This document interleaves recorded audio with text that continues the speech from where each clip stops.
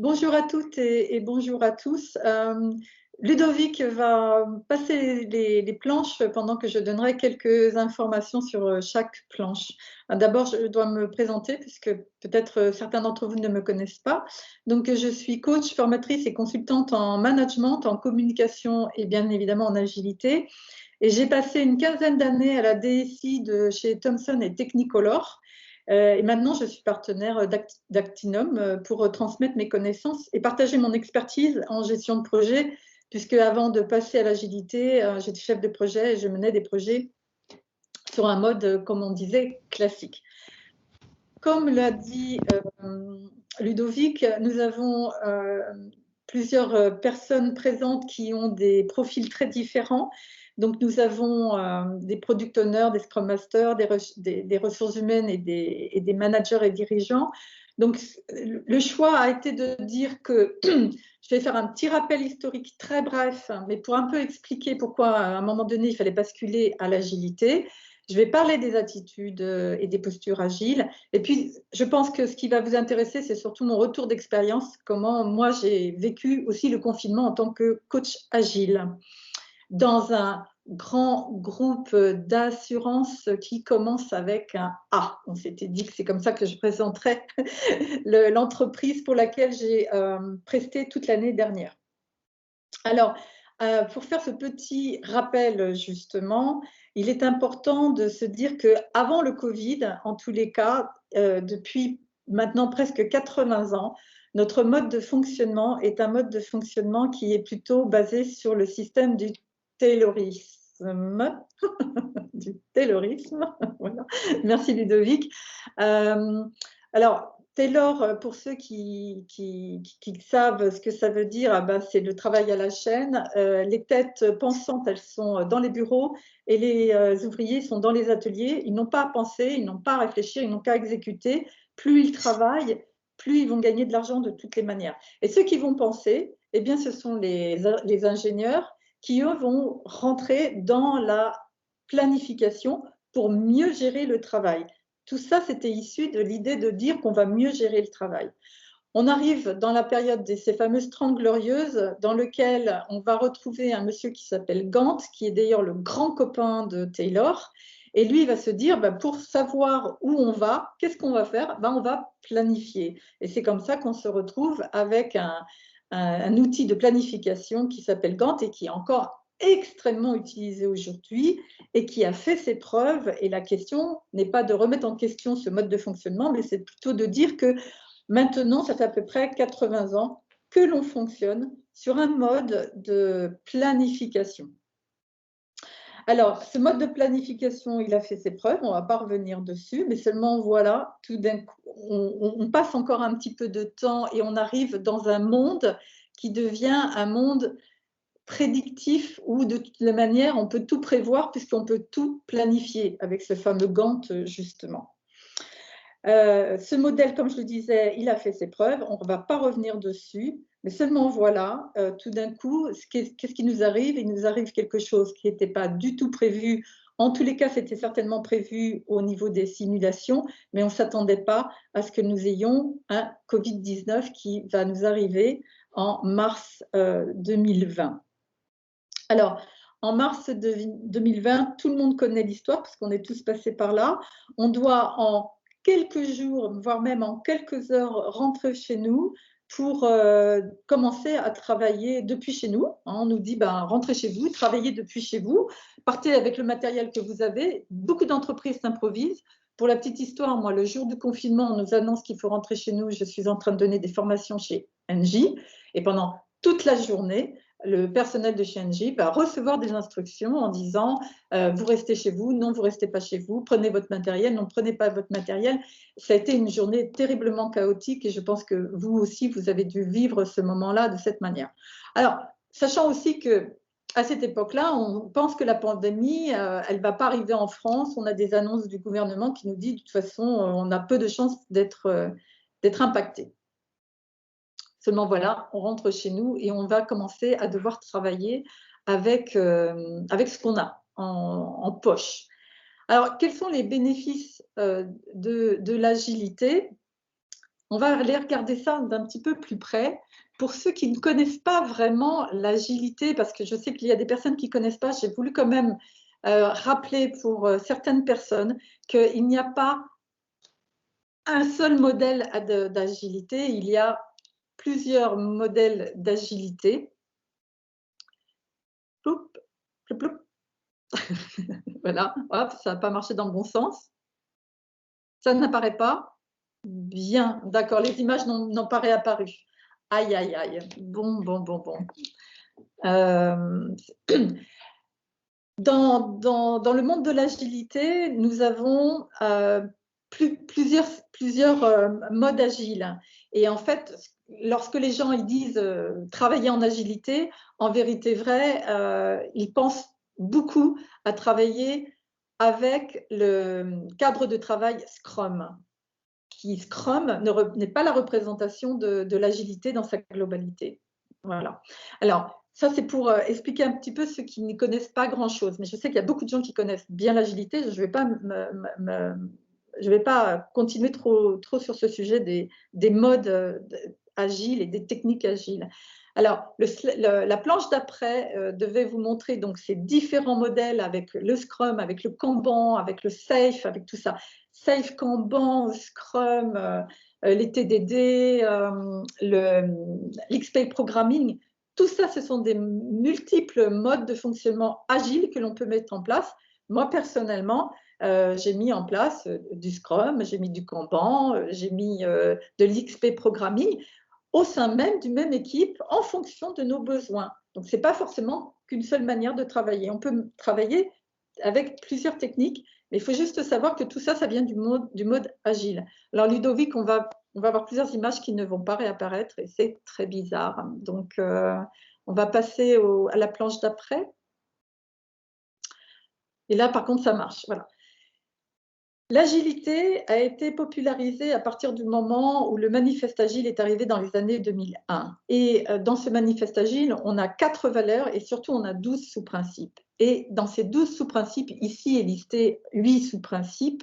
Mais comme vous pouvez le voir, il va y avoir une orientation qui est plutôt une orientation de dire qu'on va travailler sur du management visuel, on va communiquer sur du face-à-face, on va utiliser du feedback. Et là, vous voyez que, ok, ça vient du monde agile, mais c'est quand même un petit peu du bon sens tout ça. C'est-à-dire que les principes agiles sont basés quand même sur du bon sens.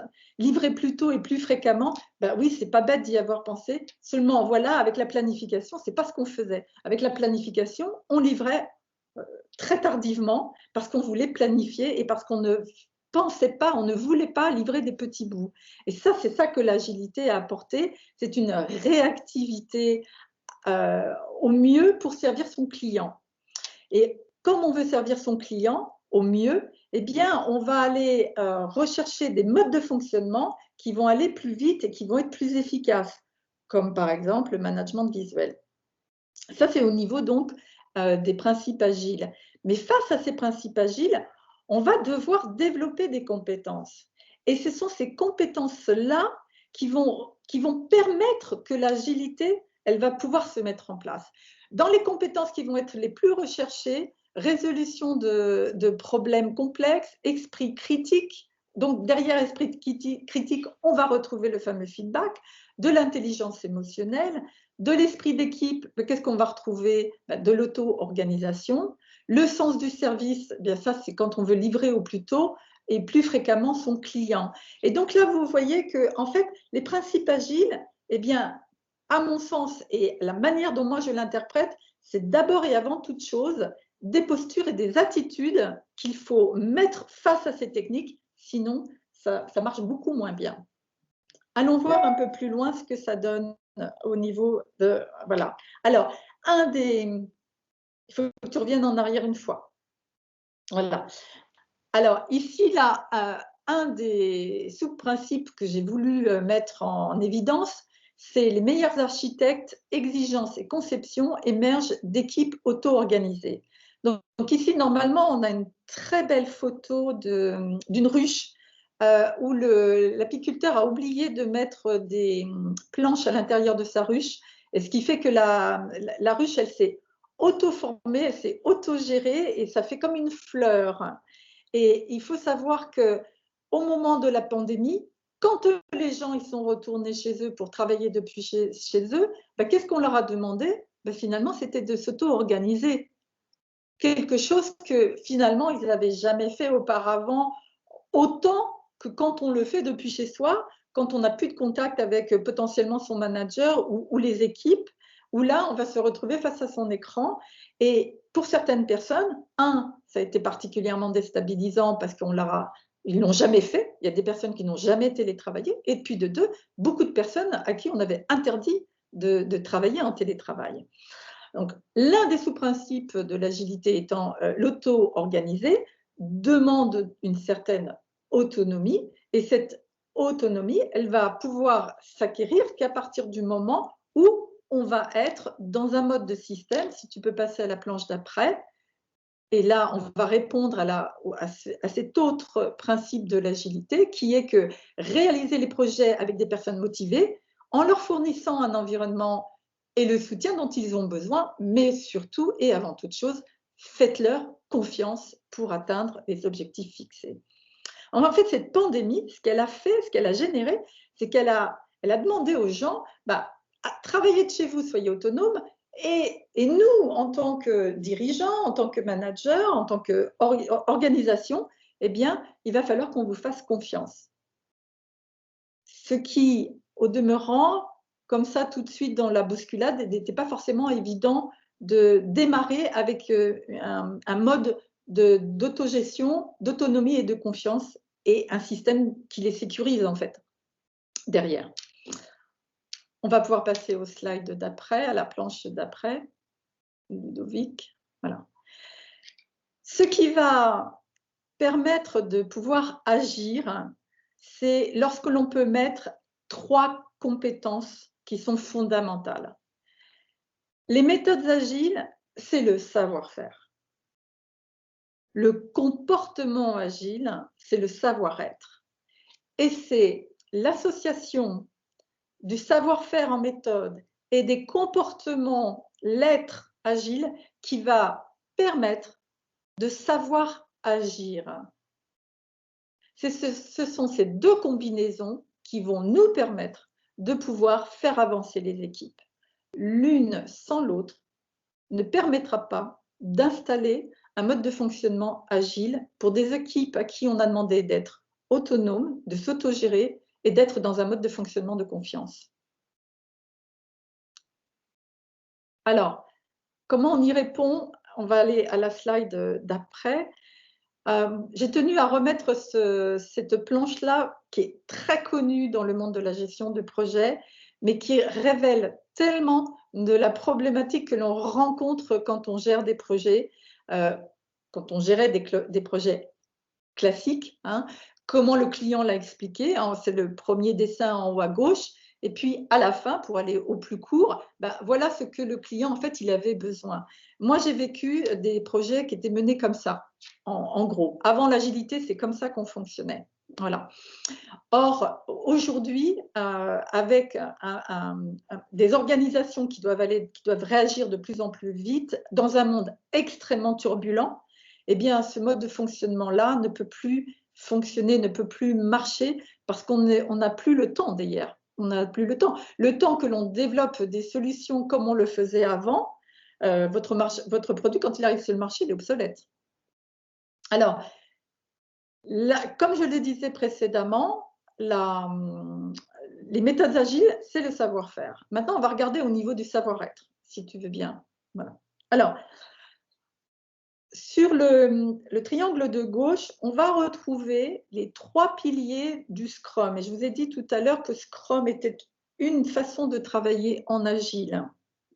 Dans les piliers de Scrum, et qui sont pour moi des piliers extrêmement importants, on a de la transparence, on a de l'inspection et on a de l'adaptation. Rien que le fait de dire transparence, déjà, ça évoque quelque chose d'extrêmement important parce que face à la transparence, qu'est-ce qu'il va falloir développer en tant que comportement? Alors, je ne sais pas si on a de l'animation, Ludovic. Voilà. Face à la transparence, ce qu'il va falloir développer au niveau des leviers, c'est tout ce qui est de l'ordre d'un comportement d'anticipation. C'est-à-dire que lorsque je suis dans l'anticipation, parce que justement j'ai un niveau de transparence important, je vais pouvoir être dans ce qu'on appelle de la proaction. C'est-à-dire que je vais pouvoir analyser la situation, je vais pouvoir formaliser mes risques et mes conséquences et je vais ainsi pouvoir agir dans une organisation sur laquelle je vais pouvoir être beaucoup plus proactif, c'est-à-dire que je ne suis plus dans de la simple planification, mais je suis dans ce qu'on appelle de la proaction. Dans l'anticipation comportementale agile, on va beaucoup utiliser ce que l'on appelle de l'intelligence de situation. C'est-à-dire que derrière de l'intelligence de situation, je vais aller rechercher ce qui se passe à l'intérieur du système et je vais être extrêmement en alerte face à ce qu'on appelle les signaux faibles, avec une attention particulière pour ce qui est de l'ordre de « il va falloir réagir en fonction de ce qui est en train de se passer là, tout de suite, en ce moment, ensemble », pour pouvoir avoir cette posture d'anticipation. Face à l'inspection, il va falloir développer de la coopération. Dans l'inspection, ce n'est pas l'inspecteur des impôts qu'on veut dire, hein, c'est juste d'aller contrôler ce travail qui a été fourni, qui a été réalisé. Et comme nous avons énormément d'événements, tout ceci nous permet d'aller regarder s'il faut faire du réajustement, de voir si on doit réaligner certaines choses à travers cette notion d'inspection. Et cette inspection, le comportement agile qu'il va falloir avoir derrière, eh bien, c'est de la coopération avec des leviers tels que de la synchronisation. Parce que finalement, à partir du moment où je prends en compte ce que chaque interlocuteur a besoin, je vais pouvoir fluidifier le fonctionnement, la manière dont je travaille avec les autres. Ça ne veut pas dire pour autant que je vais rejeter des plans qui ont été établis, je vais juste être à l'écoute et ouvrir la possibilité d'avoir des actions qui sont beaucoup plus coopératives. Et face au pilier adaptation, puisque bien souvent dans l'agilité, on a énormément de remises en question, comme vous le savez, ce sont des boucles courtes, on va réajuster en fonction, eh bien cette adaptation, le comportement agile qu'il va falloir développer face à ça, eh bien c'est un levier qu'on appelle de l'innovation. Et derrière cette innovation, le comportement à développer, c'est de la pédagogie, c'est de pouvoir être en harmonie au sein de l'équipe, de manière à ce que l'on puisse comprendre le besoin des uns et le besoin des autres, de manière à potentiellement sortir du cadre et de se dire bah, finalement ça ne marche pas, on est OK avec ça, j'entends bien ce que tu es en train de me dire et essayons et testons quelque chose de différent. Et c'est cette notion d'innovation dans laquelle on va même retrouver un comportement qui va même s'appeler de la rébellion constructive. C'est-à-dire que bah, finalement, cette idée, elle pouvait paraître farfelue, mais si on l'essaye, eh bien peut-être qu'elle va fonctionner et que ça sera la bonne. Et voilà les 3 comportements qui, depuis le confinement, il faut impérativement les développer parce que sinon ça ne marche pas, ça ne fonctionne pas aussi bien, j'ai envie de dire, parce que ça fonctionne l'agilité, mais ça ne fonctionne pas aussi bien. On va peut-être pouvoir passer au slide d'après. La raison pour laquelle on a dû passer aussi à ce mode de fonctionnement agile, c'est parce que pendant des années, on était dans un mode de système, dans un mode de fonctionnement, on était plutôt dans un mode dans des choses qui étaient plutôt simples. Mais depuis un certain temps, la technologie, les besoins, lorsque les besoins sont exprimés, ils sont de plus en plus complexes. Et comme le besoin est complexe, la technologie, elle aussi, elle est complexe. Et à partir du moment où on commence à rentrer dans le complexe, on commence à rentrer dans de l'incertain. Et l'incertain, ainsi que tout ce qui est de l'ordre du chaos, ce que nous sommes en train de vivre en ce moment avec le confinement, avec le Covid-19, c'est-à-dire qu'on n'a plus du tout de visibilité sur ce qui va se passer dans les mois à venir, et le Covid en est bien la preuve. À partir du moment où on rentre dans le cercle, où on est dans du complexe, où on est dans du compliqué, à partir de ce moment-là, il va falloir rentrer dans un mode de fonctionnement agile parce qu'on va utiliser des techniques qui vont être des techniques qui sont basées sur de l'empirisme. L'empirisme étant de l'expérience. Tu peux passer à la slide d'après. Il faut changer de paradigme donc. Donc, tout ce qui était de l'ordre du prédictif et de la planification, eh bien, il faut basculer, faire une approche empirique qui, elle, est basée sur de l'expérience. Et dans la notion de l'expérience, il va falloir ouvrir tous ces trois comportements, ces trois leviers dont je vous ai parlé tout à l'heure, avec de l'anticipation, de la coopération et de l'innovation. Voilà pour la présentation. Et maintenant, éventuellement, peut-être ce que je pourrais faire, c'est de parler des retours d'expérience, mais vous avez peut-être des questions.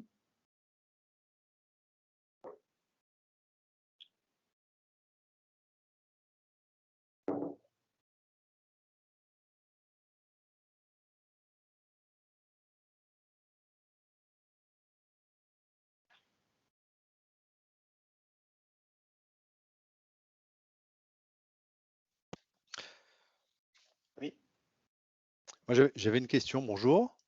Bonjour.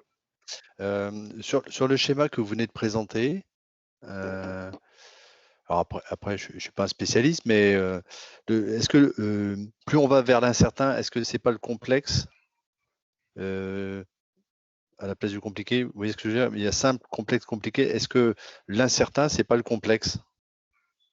Est-ce que l'incertain, c'est pas le complexe? Bah, en fait, si vous voulez, comment on fait la différence entre le complexe et le compliqué? Bah, pour moi, le compliqué, c'est quelque chose que je peux prévoir. Vous voyez, par exemple, il y a une chaîne de montage, je sais que là, je peux rencontrer un problème sur la chaîne de montage. Donc c'est quelque chose que j'ai pu, anticiper en amont et je vais pouvoir, rapidement intervenir. Le complexe, c'est quelque chose, qui, pour moi, n'est pas prévu ou qui, va nécessiter beaucoup plus de ressources, soit financières, soit matérielles ou humaines. Voilà, Voilà, vous avez parfaitement résumé.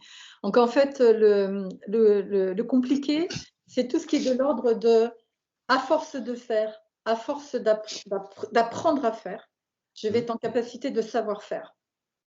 Ça va me demander du temps, mais si je regarde le meuble de chez Ikea à monter, à force d'essayer, je vais potentiellement finir par savoir le faire. Donc ça, on est dans l'ordre du compliqué. Et quand on est dans de l'ordre du compliqué, à un moment donné, on va être en capacité de gérer la situation quelque part. Ça va prendre du temps. Ça veut dire que quand on est dans le compliqué, on est dans de l'ordre de toujours faire de la même chose. Lorsqu'on bascule dans le monde du complexe, on rentre dans la zone de l'incertain, mais dans cette notion de l'incertain, c'est souvent tout ce qui est de l'ordre de l'humain. Très souvent, pour expliquer le complexe, on prend la stratégie d'une équipe de football avec tous les paramètres qui ont bien été mis en place pour savoir comment les joueurs allaient réagir. Mais personne n'aurait pu imaginer que Zinedine Zidane allait mettre un coup de boule à un joueur italien. Voilà, ça c'est vraiment la notion de qu'est-ce qui est de l'ordre du complexe. Et on est donc dans de l'incertitude totale, ce qui est le cas de ce que nous sommes en train de vivre en ce moment. Nous sommes dans un monde d'une incertitude totale actuellement. Et j'ai une autre question. Merci pour vos réponses. Et j'ai une autre question. Dans des entreprises qui sont, moi je travaille dans le secteur bancaire, donc c'est des structures qui ont été créées il y a très très longtemps, qui ont une culture, qui ont aussi des valeurs fortes. Et je vois souvent c'est difficile de faire bouger les choses parce qu'il y a une hiérarchie. On est très dans le command and control. On n'est pas dans on est plutôt dans une organisation mécanique et pas organique. Vous voyez. Et je vois les difficultés pour certains à arriver à être dans ce mode-là, alors que dans les faits, on nous dit oui, il faut développer l'agile à l'échelle, etc. Mais je vois que dans les faits, c'est plus compliqué. Alors, c'est Stéphane qui parle, oui. hein.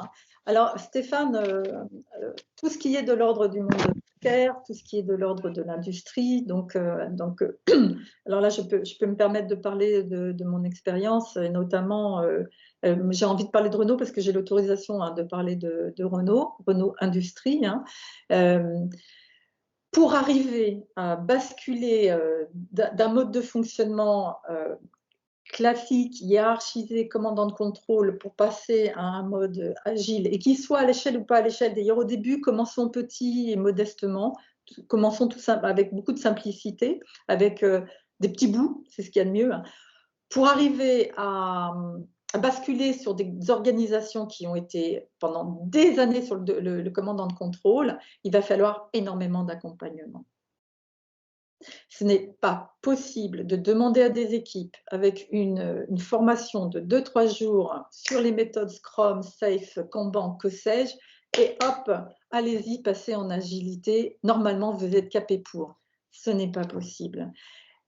L'agilité va faire remonter les problèmes humains avec une rapidité sans nom. C'est-à-dire qu'avant, on arrivait à mettre sous le tapis, à cacher, à pas dire, à essayer d'enrober, à faire du surfing sur la vague. L'agilité ne le permet pas. Elle ne cache plus rien. Rappelez-vous dans les piliers, la transparence. Si on n'applique pas cette transparence, eh bien, il ne peut pas y avoir d'agilité.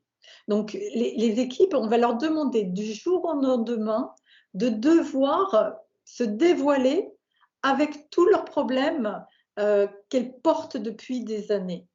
Or, ces problèmes qu'elles portent depuis des années, quand elles les exposaient, dès qu'elles exposaient qu'il y avait un problème, s'il y avait un problème, il y avait une sanction qui arrivait derrière. Oui, c'est vrai. Tu as un problème, c'est toi qui as le problème, c'est pas l'organisation. On est d'accord? Complètement. Et ça, c'est comment dire, les habitudes sont très tenaces. Parce que on le voit bien, par exemple, sur la culture du feedback. Moi, je travaille dans la formation et le feedback, c'est pas quelque chose qui est intégré dans le mindset de nombreux managers. Et ils ont plutôt tendance à regarder le verre à moitié vide que le verre à moitié plein. C'est pour ça que sur des parcours de formation, maintenant, on commence à intégrer tout un courant qui nous vient des États-Unis sur manager à partir de vos points forts. Alors, il y a un exercice que j'aime bien faire en formation ou en coaching, peu importe. C'est je mets 2 plus 2 sur un tableau, puis après, je mets donc 2 plus 2, 4, après, je mets 3 plus 3, 6, etc. Puis à un moment donné, je fais une erreur volontaire. Voilà. S'il y a 10 personnes autour de la table, je leur demande qu'est-ce que vous constatez au tableau, et il y a 9 personnes qui vont me dire il y a une erreur. Par contre, toutes les autres opérations qui étaient bonnes, ça, personne ne dit qu'elles étaient bonnes. Oui, parce que c'est normal. En France, on recherche l'erreur, et on recherche la faute, et on recherche à sanctionner. Donc la grosse difficulté dans un état d'esprit agile, c'est d'arriver à expliquer aux équipes, vous pouvez maintenant, à partir de maintenant, parce que vous êtes dans un système sécurisé, et parce que vous avez le support de votre hiérarchie, et parce que vous avez toute la sécurité pour parler et pour vous exprimer, quand on commence à aller sur ce terrain-là avec les équipes, c'est extrêmement difficile et il faut avoir une connaissance de l'humain qui est extrêmement affûtée. Donc, lorsque on décide de passer à l'agile, il ne suffit pas d'avoir un product owner, puisque le product owner n'a pas été formé à l'humain. Il ne suffit pas d'avoir un Scrum Master, parce qu'il a été très peu formé à l'humain, lui aussi. Et c'est pour ça qu'il faut les entourer, il faut les accompagner avec un coach agile qui, j'insiste, ce coach agile a été formé au coaching des équipes et des individus. C'est d'abord, avant toute chose, un coach professionnel. Et selon son parcours de vie, il est devenu coach agile, mais avant toute chose, il faut que ce soit un coach professionnel qui va permettre d'accompagner ses équipes. Chez Renault, nous étions 80 coachs. Qu'est-ce qui se passait? Il y avait, dans ces 80 coachs, il y avait, on va dire, une soixantaine de coachs agiles qui n'étaient pas formés au coaching, peut-être 50, je ne vais pas les compter.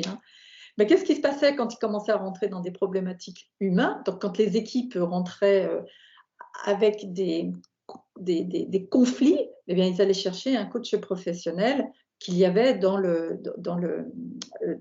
groupe de coachs que nous étions.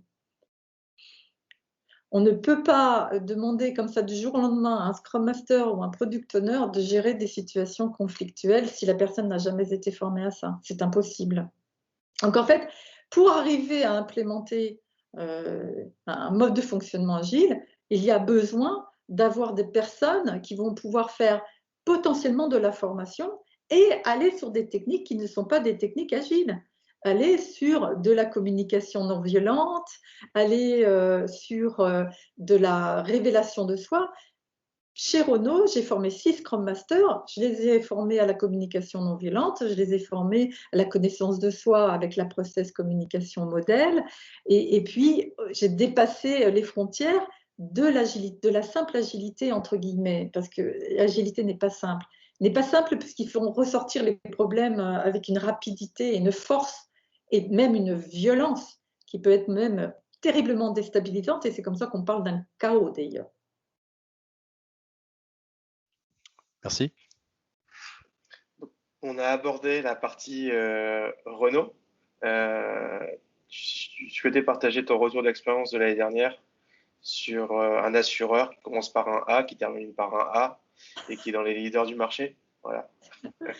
Alors, c'était donc dans une des BU où là, j'avais trois activités à mener. C'était acculturer les équipes à l'agilité, c'était de faire du coaching de manager éventuellement quand il y en avait besoin, et de former. Donc, il y avait et de former et puis d'accompagner les équipes dans leur rituel agile. Quand le confinement est arrivé et qu'on m'a demandé de rester chez moi et de continuer mon travail depuis chez moi, moi, la première, j'ai été déstabilisée par rapport à cette situation. Pourquoi? Parce que moi, mon travail consiste à être en lien avec les équipes et à interagir avec les équipes en permanence. Il faut savoir que le coach, il a une posture qui est extrêmement délicate parce qu'il a un code de déontologie et il doit rentrer dans la sphère de la confidentialité. Donc, pour arriver à rentrer dans cette sphère de confidentialité, c'est-à-dire que pour que la personne que vous allez accompagner ou le groupe d'individus que vous allez accompagner puisse se sentir en toute sécurité, il va falloir créer une alliance. Et cette alliance, elle se crée souvent parce qu'on se voit, parce qu'on se côtoie. Et là, avec le confinement, se côtoyer, c'était quasiment pas possible. Et puis, en plus de ça, le groupe d'assureurs dont on parlait tout à l'heure ne nous autorisait pas à ouvrir nos caméras. Il faut savoir ça aussi, ce qui complexifiait encore plus mon travail. Ce qui s'est passé, c'est que face à la difficulté de pouvoir travailler avec les équipes à distance, j'ai fait le choix et d'ailleurs ce n'était pas un choix, c'était une obligation, de passer à des outils collaboratifs. Et donc, j'ai utilisé les outils collaboratifs comme Klaxoon, puisque de toute façon, là encore une fois, je n'avais pas le choix, je ne pouvais pas utiliser autre chose que Klaxoon. Et j'ai utilisé Klaxoon en mode agile et en mode de coach d'équipe, en quelque sorte. Ce qui m'a permis de lancer de nouveaux rituels avec les équipes, comme si on était en présentiel, il faut l'avouer, ça marchait très, très, très, très bien. Ce qui a été extrêmement percutant, ça a été lorsque je faisais des rétrospectives, et je basais mes rétrospectives très souvent en utilisant le fameux speedboat, qui est très connu, mais qui n'est pas forcément toujours utilisé à bon escient. Et en utilisant ce type d'outils, en tous les cas, je pouvais faire remonter des difficultés que les managers rencontraient depuis des années. Il faut savoir que chez cet assureur, quand j'ai travaillé avec les équipes en février en présentiel et qui m'ont montré leur fichier Excel sur lequel ils géraient le projet, et ils fonctionnaient en agile, ils me disaient, ils avaient un magnifique fichier Excel, et assez rapidement, je leur ai dit, mais pourquoi vous n'utilisez pas du management visuel, quoi? Et puis, on ferait quelque chose qui ressemblerait à un Kanban ou un Scrumban ou quelque chose qui soit visuel. Quitter le fichier Excel, ça a pris 6 mois. 6 mois. Et on a pu, grâce quand même aux outils digitaux comme Planner, puisqu'on a pu utiliser Planner, grâce à Planner, on a pu transformer le fichier Excel en management visuel et puis de gérer les flux des activités. Mais ça a pris 6 mois, avec des personnes extrêmement réfractaires qui ne voulaient pas utiliser Planner pour des tas de raisons. Il n'y a pas très très longtemps, j'ai mené une autre mission dans une autre entreprise où ils n'avaient pas Planner, on a utilisé Trello, et Trello est un excellent outil de management agile que l'on peut utiliser et on interagit avec les équipes avec beaucoup de facilité. Mais bien évidemment, il faut garder quand même les rituels, hein. On ne peut pas utiliser Planner ou utiliser Trello sans au minima avoir bien en place ces daily stand-up meetings, sinon ça ne sert à rien. Le flux d'activité doit vivre. Voilà. Donc ça, c'était pour la partie Trello. Et puis, il fallait que j'arrive quand même à faire cette fameuse acculturation des équipes. Et un des moyens que j'ai trouvé, ça a été de lancer la recette agile une fois par mois. Donc, une fois par mois, je lançais une recette agile. J'avais envie de faire quelque chose d'un peu rigolo. Le principe était de se dire que pendant 45 minutes, j'évoquais un sujet agile. Alors, je faisais un peu de débordement parce que j'aimais bien aussi, encore une fois, aller sur des outils du coaching. Et en 45 minutes, ils avaient 10 à 15 minutes de théorie, grosso modo. Et tout de suite derrière, on faisait des ateliers. Et ça, c'était, les gens s'inscrivaient s'ils en avaient envie. Et à la suite de ces ateliers, je leur envoyais une fiche de recette dans laquelle ils pouvaient récupérer toute l'explication du Scrum ou du Persona ou que sais-je. Et ces recettes que j'ai mis en place une fois par mois ont permis à ce que les équipes elles puissent commencer à s'acculturer et à commencer à diffuser la culture de l'agilité aux autres pays, parce qu'en plus, c'était un projet européen. Donc, en fait, le bon côté des choses, c'est que le confinement m'a permis de développer quelque chose de beaucoup plus digital que je n'aurais pas osé faire en étant présentiel. Je n'en voyais pas l'intérêt. Par contre, le digital permettait à ce que plein de gens d'un peu partout se connectent et découvrent l'agilité, ce qu'ils ne connaissaient pas, qu'ils n'avaient pas idée de ce que c'était. Et puis, le deuxième effet aussi que j'ai vécu en faisant ces ateliers, et là, je m'adresse au RH parce que j'ai vécu un truc de malade. J'ai voulu parler des personas. Et pour faire l'atelier des personas, plutôt que de faire une fiche empathique, j'ai fait le choix d'utiliser la carte empathique. Et donc, dans la carte empathique, c'est un petit peu différent que la fiche empathique. Enfin bref, je l'ai fait travailler. Et là, je me retrouve avec une tonne de post-it de personnes qui sont dans une souffrance sans nom et vivent une souffrance incroyable au sein de ce confinement. Ils sont isolés, ils ont des problèmes de garde d'enfants, ils n'ont pas la place pour travailler comme ils veulent, ils ont besoin d'être en lien avec leur hiérarchie. Et là, je me retrouve avec une tonne d'informations, or que ce n'était pas le but. Le but, c'était juste de parler des personas dans le mode du design thinking. Et là, je me suis retrouvée alors, avec des post-it, j'insiste, des post-it anonymes. Donc, j'ai pu récupérer plein d'informations et sur l'état des équipes. Et je me suis permise d'en parler avec les RH pour leur dire, ben voilà, dans quel état les équipes elles sont actuellement. Et potentiellement, ça pouvait être un relais auprès des RH pour dire, ben voilà, on a des équipes qui sont quand même en grande souffrance. Voilà un petit peu pour le côté, la pandémie m'a permis en tous les cas, moi, de changer mon mode de fonctionnement et puis d'aller presque au plus près avec les équipes un peu, quelque part.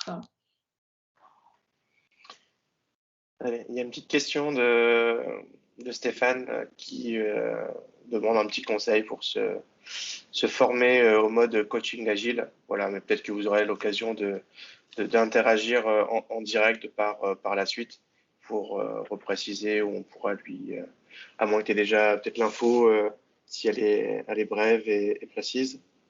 Alors, si je veux faire bref, moi personnellement, je préconise les écoles de coaching spécialisées dans le coaching professionnel et de ne pas aller vers les entreprises qui ont toujours formé des Scrum Master ou des PO et qui sont issues du monde de l'informatique. L'agilité, aujourd'hui, ce n'est plus le monde de l'informatique, c'est fini. L'explication de Renault Industrie, et je n'étais pas dans un plateau, je n'étais pas avec des gens de l'informatique, j'étais avec des gens qui le sujet, c'était la résolution de problèmes. Hein. Donc, on essayait de réduire le délai du traitement des plaintes clients.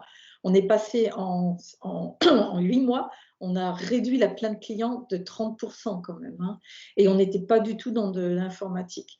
Moi, ce que je peux conseiller le plus, c'est de s'adresser à des écoles. Et offline, je pourrais vous dire quel type d'école je pourrais vous conseiller d'aller suivre, mais je vous conseille d'aller suivre des écoles qui sont spécialisées dans le monde du coaching individuel et professionnel. N'allez pas vers des entreprises qui ont toujours porté de l'agilité avec de l'IT. Ça n'a pas de sens et ça ne sert à rien d'ailleurs, ça ne sert strictement à rien. Et qu'il vaut mieux aller dans des écoles où on travaille bien sur les techniques de Palo Alto, où on va aller travailler sur les courants humanistes, systémiques, et là, ça fait vraiment sens. Là, vous prendrez une posture de coach. Ok, de vrai merci. coach. J'avais juste une dernière question avant de présenter un peu les prochaines actions en termes de webinaire.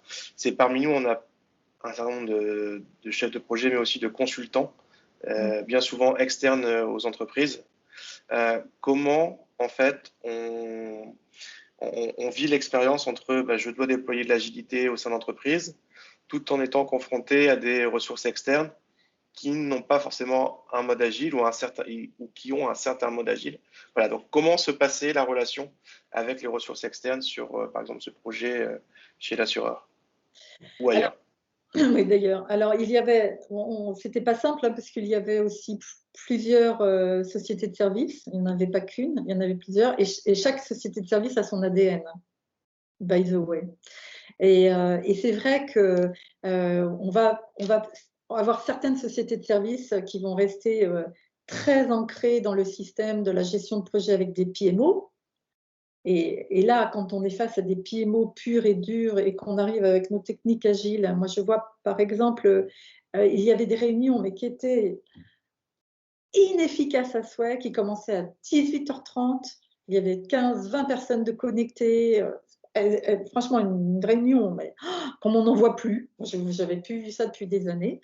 Et là, il y avait des PMO de consultants externes qui, comme d'habitude, prenaient note de ce qui était dit, etc. etc.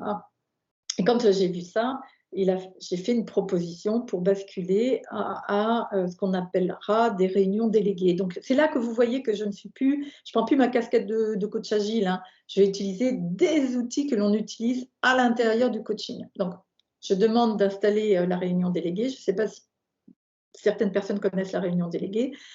C'est un outil extrêmement puissant, extrêmement fabuleux, mais quand il a fallu que je vende cet outil auprès du PMO, de cette société de consulting, il m'a fallu un travail de mise en place qui a été quand même extrêmement difficile, hein, parce qu'il y a l'image quand même que la société de consulting, elle est là pour livrer, pour faire un livrable, que c'est son job, et que le coach, il n'a pas vraiment à s'en mêler. Ça, c'était très compliqué et très difficile à instaurer.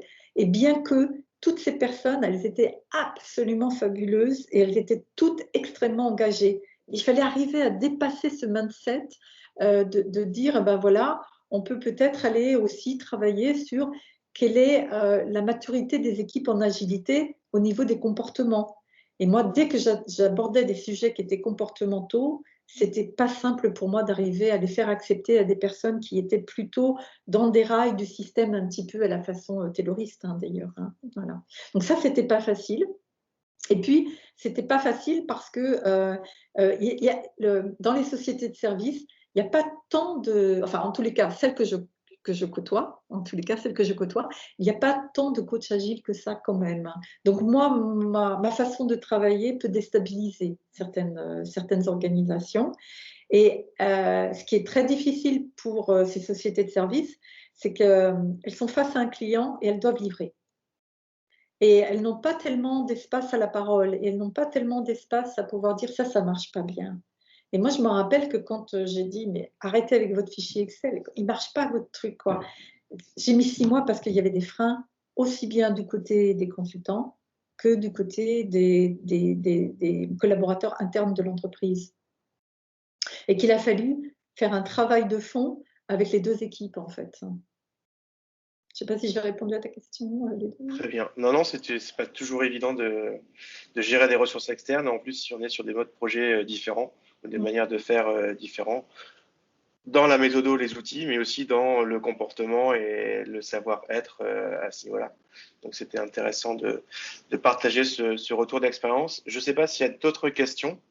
Voilà, avant de vous réexpliquer un peu quelles sont les prochaines actions d'Actinum au niveau de nos webinars. Non, bah, il n'y a pas de prochaines questions. Je vais vous repartager rapidement notre écran, mon écran. On pourra faire un petit Ludovic. Comment? On pourra faire un petit rôti. Tu n'es peut-être pas habitué au rôti, toi. C'est une note sur 4, une note sur 5, et qu'est-ce qui manque pour passer à 5, c'est ça? Je ne sais pas. Je ne suis pas expert agilité. Non, juste mettez juste des notes, c'est tout. Hein. C'est-à-dire, est-ce que vous êtes ennuyé? C'est 1. C'était vraiment très ennuyant, alors je mets 1. C'était super intéressant, je mets 5. Voilà. Et vous pouvez le mettre dans le chat. Merci. Et je t'en prie, je te laisse reprendre la parole. Non, merci. Merci pour ce feedback de chacun. Alors, juste pour rappeler, Actinum est présent sur l'ensemble du territoire. Je vous partage vos interlocuteurs. Certains sont nouveaux. On a l'arrivée de Delphine depuis le mois dernier, qui est notre nouvelle directrice Sud-Est et qui est en charge donc le périmètre de Lyon à voilà, la partie Auvergne-Rhône-Alpes et PACA. Et puis après, vous avez Lionel, Barbara, Florent et Gwenel qui sont à votre disposition. En termes de prochains événements, on a prévu 3 webinaires en mai. Deux webinaires sur les RH. Le premier, c'est en lien un peu avec ce qu'évoquait Micheline, c'est toute la partie RPS, les risques psychosociaux. Et qu'on soit en mode projet ou activité, c'est un vrai enjeu managériel et de vie d'entreprise. Donc, on abordera ce sujet-là. On abordera également la partie agilité. On continuera sur l'agilité. Et c'est aussi un peu en lien avec le webinaire de ce jour parce qu'on ira sur ce qu'on appelle l'agilité à échelle. Et donc, comment on déploie, quand on a passé tous les travers qu'a pu évoquer Micheline, à un moment donné, il y a la maturité pour peut-être généraliser et aller sur ces modèles-là. Donc ça, ce sera le deuxième. Et le troisième qui me revient, la partie RH. Donc un axe plutôt ressources humaines qui sera évoqué également durant ce mois de mai. Voilà un peu pour nos 3 prochains événements. On n'avait pas de timekeeper à travers ce webinaire, mais on a respecté quasiment l'heure qui était la durée maximale. De mon côté, je vous remercie toutes et tous d'être venus. Merci à toi, Micheline, d'avoir contribué, partagé la connaissance et le retour d'expérience. Et puis, on vous dit à très bientôt et encore merci. Bon après-midi à vous. Oui, excusez-moi.